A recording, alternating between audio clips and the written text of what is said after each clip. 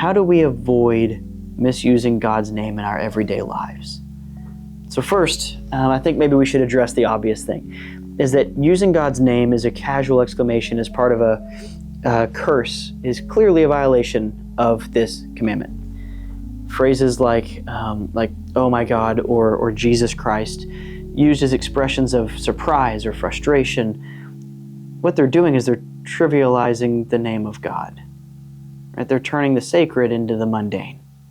But it goes deeper than that. Okay, so remember though that this commandment, it's about how we carry God's name, how we represent God to the world. See, not only do we misuse God's name when we claim to speak for Him, but we also misrepresent His character or His will. And this can happen in really subtle ways. Like maybe we say something like, "God told me to do this," when it's really just your own desire. Or we misuse God's name or misrepresent Him when we claim with just absolute confidence something about God's will whenever that doesn't align with His will. Or we misuse God's name when we use it to manipulate others, right? Like saying like, "God wants you to do X, Y, or Z." It can be a really powerful statement, but it's a dangerous one if we're not absolutely certain it's true. And if it doesn't align with what this says, it is not true.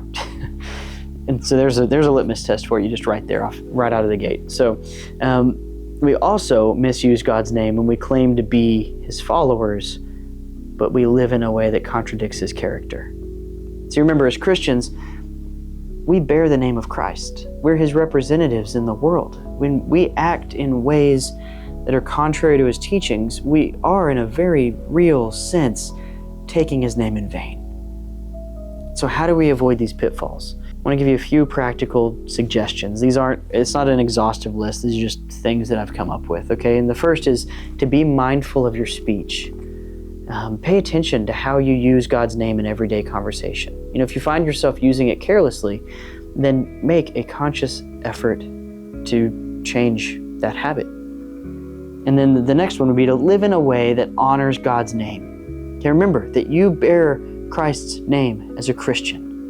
And so let your actions reflect well on that name as well. And then next is to cultivate a deeper relationship with God. You know, the more that you know Him, the more naturally you'll honor His name in your speech and in your life. So when you pray or worship, right, do so thoughtfully. Don't just recite them, but let your words, let your use of God's name in prayer and worship be intentional and be reverent.